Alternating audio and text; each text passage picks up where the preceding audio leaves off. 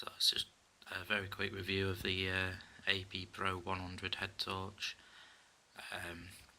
Nice little light. It's the only head torch I've got in my collection. I just needed something fairly cheap just to run errands in the garden down the driveway at night, just hands free. So I picked this one up. It was only about 20 quid, so it's a budget headlight. Pretty compact, so I'm happy with it. I'll just run you through some of the functions. You've got the on-off switch, it's orange one on the right hand side. Single press, you get onto the main beam. You do get a perfect round circle. There's no spill, there's no diffusion around the edges. It's perfectly formed circle because it's got an asterisk lens on it rather than a reflector. There's no diffuser. It does have an adjustment on the front of it, which you just literally just spin the lens with that little knob at the top, so you can tighten it up to a tight hotspot or have a broader beam. You get a pretty consistent hotspot regardless, fairly even beam. It's quite nice. You do tend to find when using it with having that real defined hotspot, I think if you were running, it would be quite annoying having that really defined edge. I don't do running, I'm too fat, so it's fine for my purposes. For walking the dog or something like that, it'd be fine. This same on-off switch also reaches the other functions, so you've got quick click, and you've got red LEDs at the front, so you've got a constant red LED just to give you low light, just running tasks where you don't want to ruin your night vision. Turn it off, and then 3 clicks gets you into an SOS mode with those red lights. Don't know how handy that is, but it's there. And finally, at this price point, this is quite a nice feature.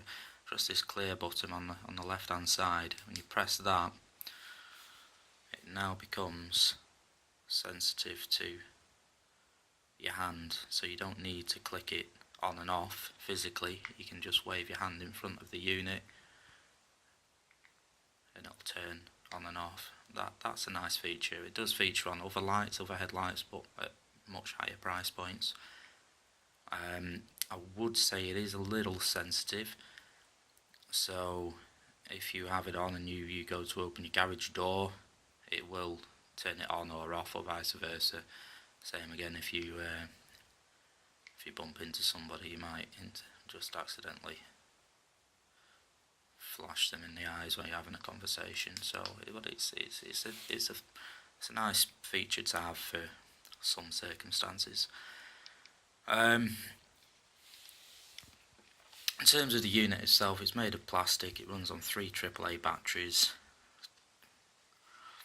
It's nice and light, it's not too heavy, stays on the head very well. It's got that thick foam patch on the front, really sturdy strap, thick strap, very comfortable. I don't have a lot of experience with head torches, but I certainly don't find this uncomfortable wearing it. There's considerable adjustment as well, up and down, fairly sturdy clicks. I've had no issues whatsoever with that moving out of place while I'm wearing it. So yeah, it's not a bad little light. It's IPX4 rated, so it's okay for rain. It shouldn't be submersed in water, but rain is fine. That's not a bad light. In terms of the tint, if you're into that sort of thing, it's actually pretty nice, to be honest with you. For a budget light, I think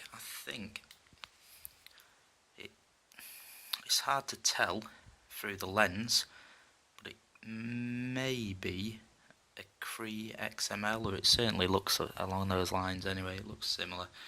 The tint is actually quite nice for a budget light. It might be coming out a little bit blue on the screen, but it's not. It's probably, I don't know, 5,500 Kelvin, maybe 6,000 Kelvin. It's slightly cool white, but it's nice. It's inoffensive. It's not bad at all, really. Just to summarise, for the money, it's probably one of the best out there. You obviously can get better ones. You can get higher spec. You can go to neutral tints on the likes of zebra lights and so on. But for the money, the specs and the functions, it's you can't really go wrong at all. Quite happy with it. I don't think there's anything else to mention. No, that's it.